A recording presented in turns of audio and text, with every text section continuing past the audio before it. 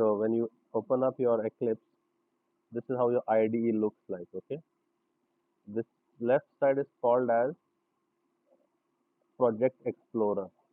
Okay, so if by mistake you see this Project Explorer, guys. So if by mistake you are not able to see this, okay, or if you click on the red cross over here, this will, okay, your Project Explorer disappears. And now if you are like wondering how to get it back, so what we can do is go to Window, go to Show View, and in Show View search for Project Explorer. Do you see that? And it will come up. Okay, no need to worry about it. Okay, one thing this I wanted to show you all. Now if you will see on your Eclipse, on the below you have lots of tabs open. Okay, so you can click on the cross and close all the tabs if you all want. Okay, close all the tabs and make it plain. Now if you want to, what we will be needing at the moment is only the console. So you can go to Window, in Show View, search for console, and it shows the console over here. This is, okay, you can clear your slate. This is your clear screen. Okay, you can clear your slate over here, and your console looks blank.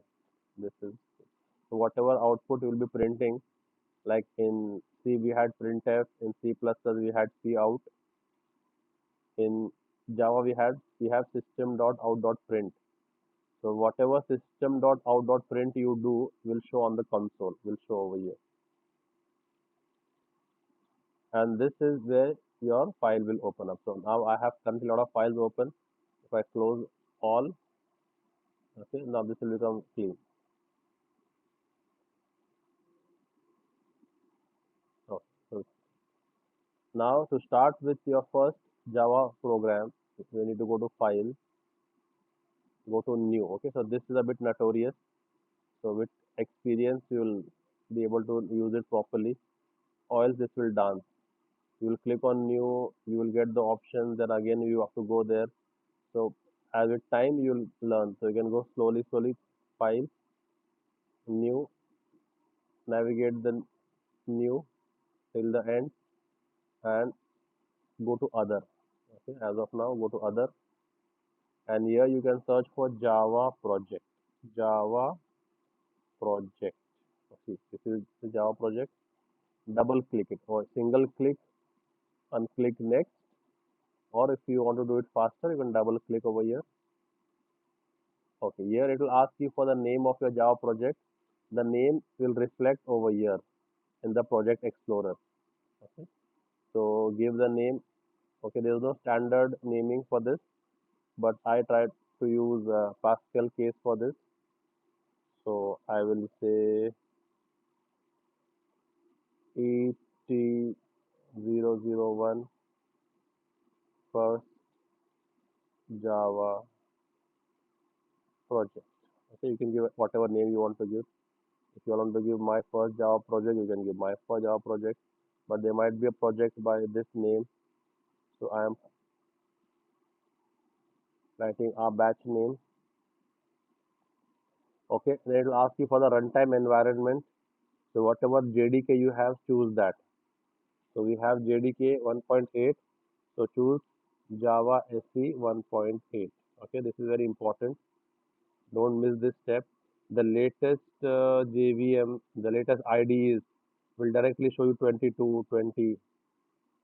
Okay, so go with the basic Java SE 1.8. That's all we need to do over here. Give the name and choose the JDK version, and you can click on finish. That's all. So towards the left in the project explorer, you will see a project has been made by whatever name we had specified. And if I expand that project, it will also reflect my JDK version. Now, if you want to work on a different JDK version, let's say sir, I want to work on Java 17, how to change the version, all this you will learn going forward. No need to worry. And if you want to write your code now, you have this SRC package. Okay. If you expand, there's nothing in it because this is a just fresh package. So what you have to do is right click on that package and make a new class. Okay, give it any name, test, and class name will always be in Pascal case. So test, and you can say finish. So it will show up. Okay, this is the first program. Okay, so I'm doing it very basic, and then in Java, whatever code you are going to write. So in C, what we had void main, right? So whatever programming we were doing in void main. So void main is also there in Java, but it has to be within a class, and the class which contains main is made public. So Java makes that the ID makes it public for you, but there are few extra keywords prefixed to void main over here. It is public also and static also, and it takes a array of string as an argument. Array of string, you can give that array any name. I can give name A also. So this is the basic skeleton of a Java program, basic skeleton. And then whatever programming you have to do, you can do it in the main. So if you want to display your college name, you can write system dot out dot print ln, and you can write whatever college name you wish to write. Okay, and like see, each statement will end with a semicolon. Okay, IDs are beneficial because if you observe, if I don't give a semicolon, it puts a red dot over here. So if you are writing a lengthy Java code, let's say your file contains 100, 200, 300 lines of code. So let me pick any of my existing files which has swollen. Okay, so if I come across any existing file which I feel has become lengthier in code, okay, so let me check for let me check for this file. Okay, so see in real time how many packages we have. As today is our first session, our application has only one single default package. So later on, okay, as we progress, we'll try to go deeper. Okay, today is our first session, so I'm going very slow. So I just want to show you all the advantages of using an IDE over normal notepad. So if I go to, let's say, this file, let's say I go to any random file I pick up. Now how many lines of code I have over here? Approximate 130 lines of code. Now I'm using an IDE, so I'll remove this semicolon over here. Let's say. So the IDE puts a red dot on the geographical area which is having an error. So if I am now coding over here, if I am coding over here, some code I'm writing over here, before running the code, always keep an eye on this side of this. This is a scroll bar towards the right of the scroll bar. So always keep an eye, and if you will drag the center of the scroll bar to that place. So if this is the red dot, if I drag the scroll bar to the center of that red dot, it will tell me where exactly my error is. Okay, my error is over here because I have not given a semicolon. And just like once I complete this syntax, this red dot vanishes. But it's still showing me one more red dot. So what I have to do? Drag my scroll bar to the center of that red dot. And okay, here also there's an error. You can hover your mouse over here. Maybe it will prompt you. So it is telling insert a semicolon. So this is the advantage which the IDE gives you. Semicolon done. Now there are no more red dots. Means this file is perfect. There are no compilation errors. So you will not get any compilation errors while running this file because your IDE has been of good assistance to you. So as a programmer, this will increase your efficiency. So same over here. So I see a red dot over here, and okay, it has underlined that for me. I give a semicolon, and that red dot vanishes. Now my code is zero errors, zero compilation errors I should be having. Because if I have a compilation error and if I try to run the code, always go to the class which has the main method, right click on that class anywhere you can right click, but that class should have a main method. You cannot run a Java code from without the main method. You compulsory need to have the main method to run the code. So right click and then you can say run as and Java application. So now when I click on it, it will show me a message box or a prompt that I see some compilation errors in your code. Do you still want to run? Okay. See, it is telling main method not found. There was no, this code is not able to run. So now if I do a semicolon, now if okay, I guess I did not save my code. So save my code. You see this floppy disk under the edit menu option. This saves the current file and this saves all the file in your project. So going forward, you will have multiple files in your project. So I have a habit of clicking on this save all. So I write a code. You can do Control S, but Control S will save this file only. If you have multiple files, so I make changes and before running I do a save. Done. Now I remove this, save my application again, and now I try to run the code. Let's see, will it allow me to run or not? This is some background process happening, so we don't need to worry about it.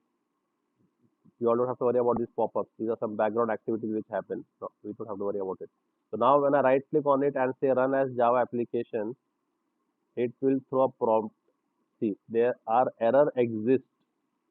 One single red dot is also there. It will always show this. But if you want to say, okay, I don't worry about that error, please go ahead. If you try to launch it, the code will crash. If you proceed, the code will crash over here. It is telling you on which line the error is, line number 5. Okay, just syntax error.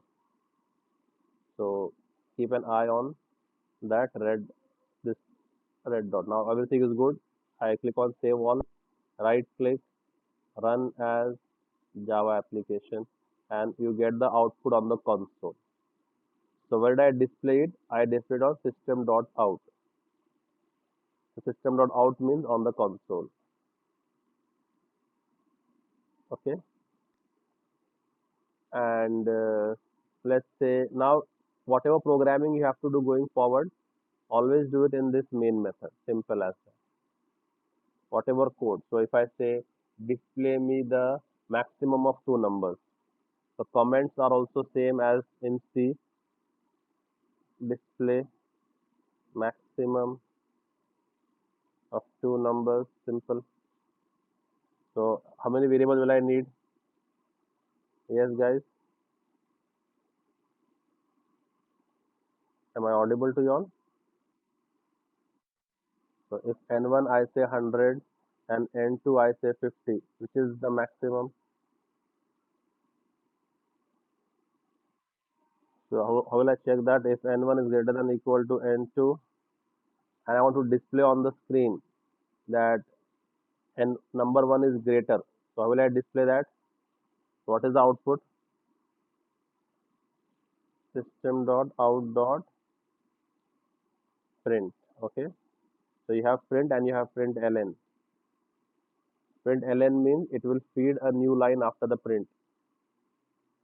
So number 1 is greater, semicolon, and then do a else, copy this, paste it, and number 2 is greater. So in this, now I do a save all, right click, run as. You can have a shortcut Control Shift X. Okay, and it says number 1 is greater. Now if I say 500, click on save all. Okay, the previously executed code which you have run is over here. So if you see this big uh, green arrow button, so the code which you ran last is stacked up over here, last in first out. So the see this code I ran the test class. So you can run from here also. So you can click on this and you can directly choose the class which you want to run. So I want to run this test class. Okay, so you can run directly from here also. And if you click directly on the green button, it will by default run the file on the top of the stack. So from there also you can run. And many ways of running it. I prefer this right click run as Java application. I prefer this style of execution. Now this code can be fine tuned. Okay, now we'll have to take our understanding of programming to the next level. Okay, this is a basic code which any beginner to programming will write. But now let's see how we can improve the efficiency of this code. Okay, if I want to display 100 is greater, how will I display that? 100 is greater, or 500. How I did over here number 2. So number 2 is 500. I want the output as 500 is greater or 100 is greater. Will this work, or what do you think is a logical problem in this code? We can use concatenate. Very good. So the concatenation operator in Java is plus. What is the concatenation operator in Java? So what would be the output now? So if you want to concatenate in Java, you can use the plus operator. Okay. So this will give you the output as whichever number is greater. So 500 is greater. So if I make 1000 over here now, make any whenever you make any changes and you want to run, you have to save and then run. If you do not save, it will not accept those changes. Okay, this is one way of doing it. Another way of doing it, which is even more professional, is we have a string class in Java which has a function called format, and this format now works like C. You can the way we would use printf in C, we can use this over here. So I can say percentage %d is greater, and the value of percentage %d will come from n. So this also, so let me show you all the options which we can use. Okay, then you all can judge for yourself which style you all want to adopt. So I'll comment out this. So if you want to comment multiple lines, select the line which you want to comment and do a control slash, control plus this slash. So it will comment out all those lines. Okay, so now instead of writing this, what will I write? String dot, what is the function name? So the I see the benefit of using the IDE, it will prompt you. It will come to your assistant. So you can use format. If the same thing I would use a notepad, the same thing I would use a notepad, I would get no assistance. System dot out dot. Now there is no semicolon over here, but my notepad doesn't prompt me. I have to manually go and search for whatever errors. And now if I want to do print, okay, and if I say string dot, see it doesn't help me with any option as to which function to use. So that's why the developers use an IDE which makes their development faster and error free. Format. Now first thing over here is you have to print the message. So whatever message you want to print, you can go give it a double quote. So I did a placeholder over here. So I want to display 1000 is greater. 1000 is the integer. 1000 is greater, and that value is coming from n1. So this is much more better way than using concatenation. Okay, so I'll put an extra R over here. So it makes sense that it is displaying from our message. Okay, greater. This is one way. Now another way is we will use a ternary operator. That would make even much more better reading. You all know the ternary operator question mark colon. So it checks for a condition, right? So what we can do is to make it more faster, we can write like this. We can check for a condition that is n1 greater than or equal to n2. Check for this condition. Okay. If this condition is true, it will execute the code between the question and the colon. And if it is false, it will execute the code between the colon and to the end. Now what do I want to display over here? I want to display this message.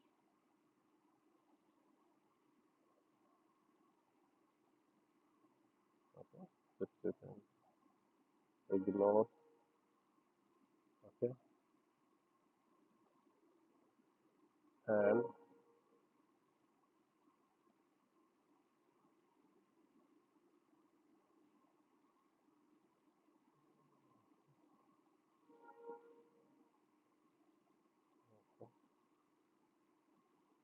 so we are checking for is n1 greater than n2. If yes, then what are we going to display? String dot format percentage d is greater. Okay, no need to give this directly. We can use.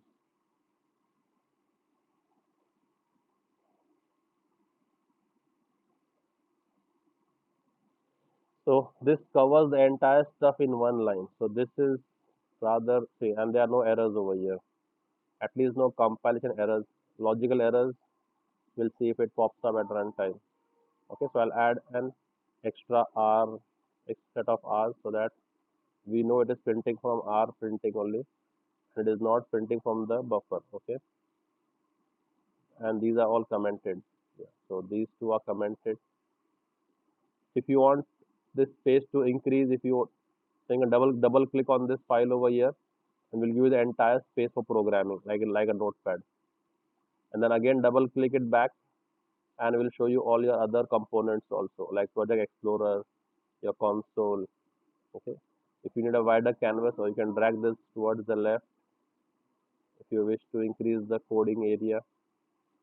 Keep a tiny font as possible. You can control plus and control minus to zoom in, zoom out. But the more tinier, the better, so that you can accommodate larger code into one frame. But it is up to your, whatever suits you better. If you have a proper eyesight, or if you are not able to read tiny digits, then I would say you can adjust it accordingly. Let's try to check this if this works perfectly. And it is doing. It's working. So this is what is expected in your real time. Okay, try to write. Okay, even though this code is simple and more readable, but professional, they try to write the code which takes less space. Okay, so maybe the beginners find this more readable, but the professional will always try to write the code in more concise manner and try to reduce the number of lines. So this is the best for if condition. Check for the condition. If it is true, whatever code is between the question mark and the colon will be executed. If it is false, whatever code between the question mark till the end will be executed. And string dot format is working like how we use printf. Okay. So okay, your research topic for today is what is system dot out and what is system dot in. Okay. So I'll just give you all a brief overview, then you all can take it deeper. by what I mean by system dot out and system dot in. Okay.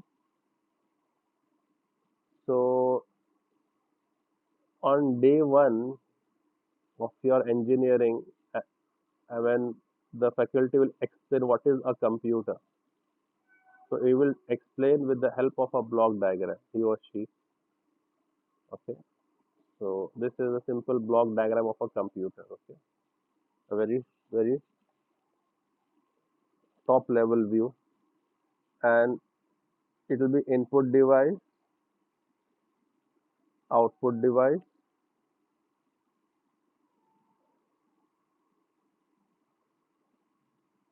Okay.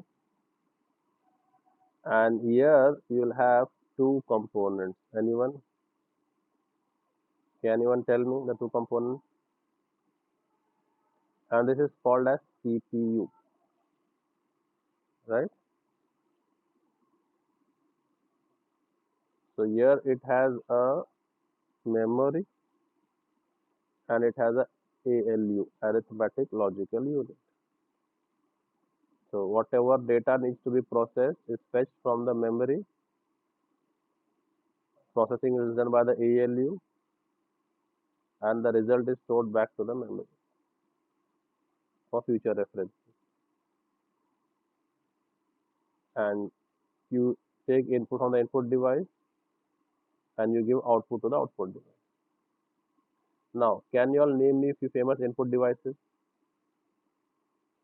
Yes, no, maybe. Perfect. Keyboard,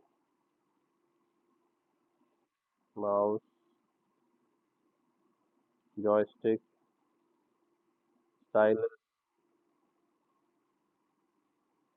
Okay, these are all input devices. Anyone else has any other input device? Pen drive is an input device. Is it? Is a pen drive an input device? Pen drive is the most of memory, you can say, the storage. Output device, monitor, printer. Scanner is the input device. You will take the document to scan. The scanner will provide you the input. Whatever document you need to scan, you have to give to the scanner. So it will take the input. Printer, okay. Then there is a terminal. Okay. So these are all your output devices. Now, which is the default input and input, which is the default output?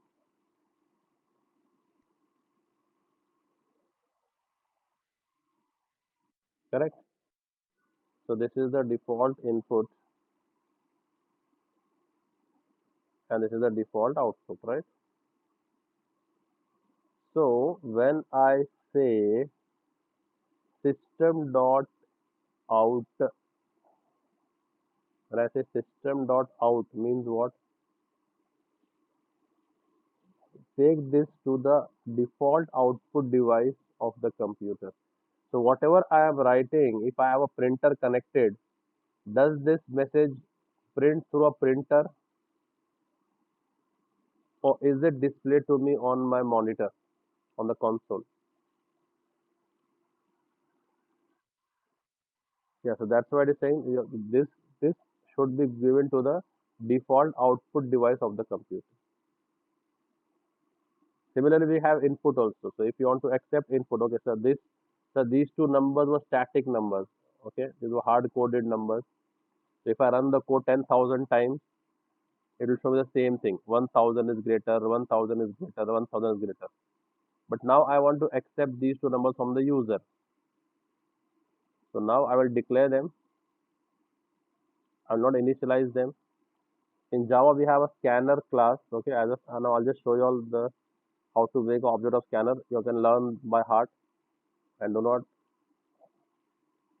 try to think much of it. Just learn by heart as of now. And now whatever message I want to prompt to the user, this is an inbuilt class. Okay, scanner is a predefined in or inbuilt class. You can say predefined or inbuilt, built in, inbuilt. Okay, so whatever vocabulary you wish to use, let's stick with predefined rather. Okay, so the predefined class. So if you want to use a class, you have to make an object of that class. And whenever you want to use a predefined class, first you have to import it. Remember in C, if I have to use strlen, what was the prerequisite for that? Include, right? So here you have import. So you have to import this. So you should know in which package this is. So this is in the java.util package. You should know which package of Java this scanner class in. So you have to do what? So this will come with experience. No need to worry about it. This is very, very simple. Very, very, very simple it is. And no need to worry about it. So you have to import that class and then you can use it. Okay. There are shortcuts also. If you do not want to write the entire stuff, this is what the beauty of IDE is. Shortcut is Control Shift O. Control Shift and O for orange. Okay, not zero. I'm writing Control Shift O. Rather type Control Shift O. It will import all the files imported over here, and that red line will vanish, and the red dot will vanish. And now you can prompt the user that please. So you want to prompt the user to enter number one, right? So you'll show a message,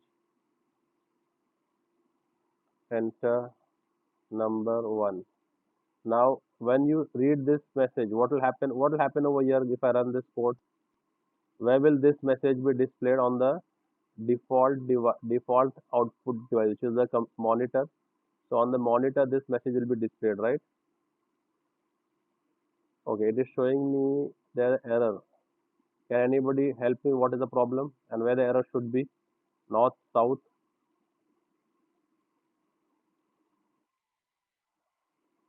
control shift. That is commented. That is commented. That is not a problem. Where is the red dot? Do you all see the? Is my screen visible enough to see all? So so where is the scanner? No, there is no. You see, there is only one red dot over here. Scroll your scroll what is that? So it is telling I'm not able to get these variables because I guess I commented them, right? So I have not initialized them. I have not initialized the variable, so it is showing I'm not able to detect. Now, after initialize, it is okay, right? Or see, if I do a control Z, do you see any errors? Yes, no, maybe. Which part of the code is the error? North hemisphere, south hemisphere, where? Extreme south, go there, hover your mouse, over there, and it says the local variable may not have been initialized, and it gives you a prompt also. It gives you a fix also. If I click on this initialize variable, it does that for me, right? So I am getting the advantage of using an IDE. So now again N2 hover mouse over there. It says N2 is not initialized. Okay, you can click on this. So it gives you suggestion, and now that red dot has vanished, right? So if I run my code now, right click, run as Java application. Okay, this code was not commented. Both are zero, no? So okay, now I run the code. Now what do you think is going to what should happen over here now? Yes, guys. It is asking us to enter a number, right? And when I click, why is the cursor going on the next line? When I click print ln, yes. So if we would have not used print ln and just used print, then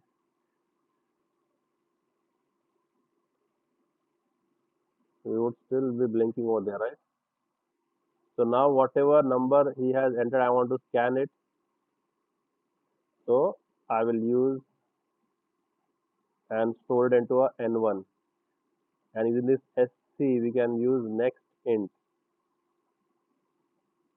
Okay, so once we say enter the first number, okay, so it will not be confused with that one. So enter the first number.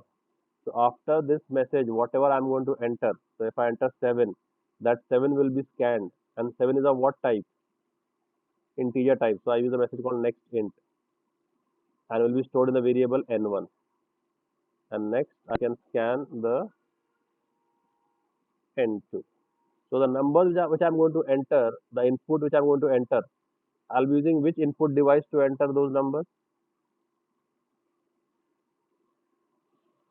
Keyboard. That's why I'm using scanner forward system dot means take the input from the computer's default device. So this is your research topic for today. Try to research on system.in and system.out.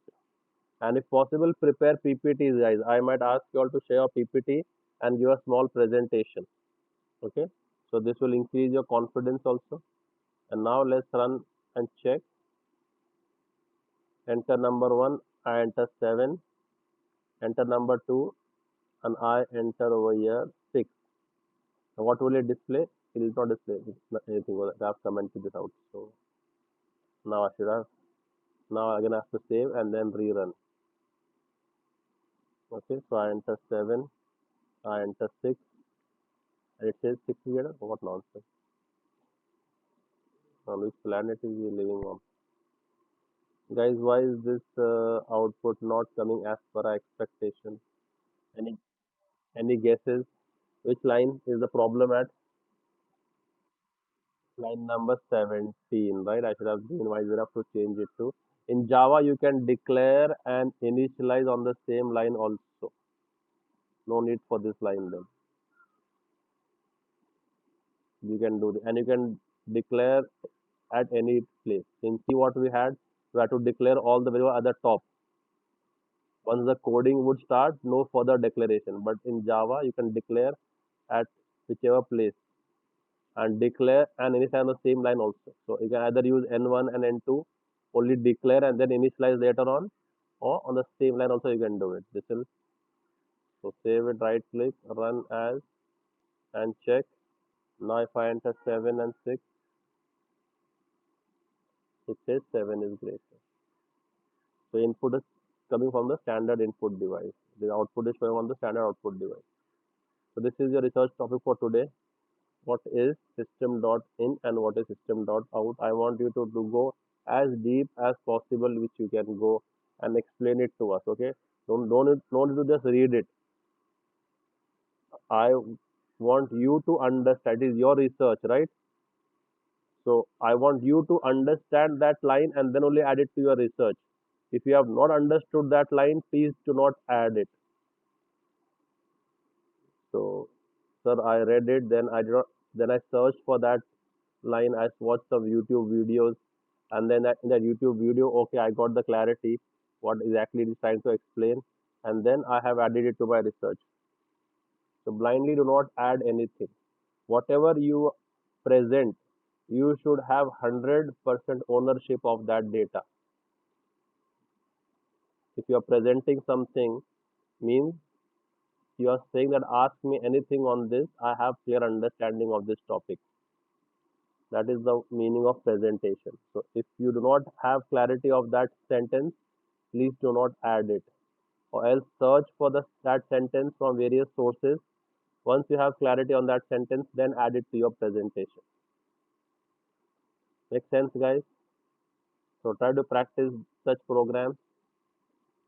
I'll share a list of some programs for you all. Once again, hang on. The syntax of Java and C are more or less the same. So those who have done C programming should not struggle with Java. All you need to do is just make a class. In that, write a main and then write all the code in the main. This is the syntax of a class. This is syntax of main. Okay. By default, they give this name as args. You can give any name, not necessarily always args. So I'll share you a list of some assignments. Do that also, and do the research also. So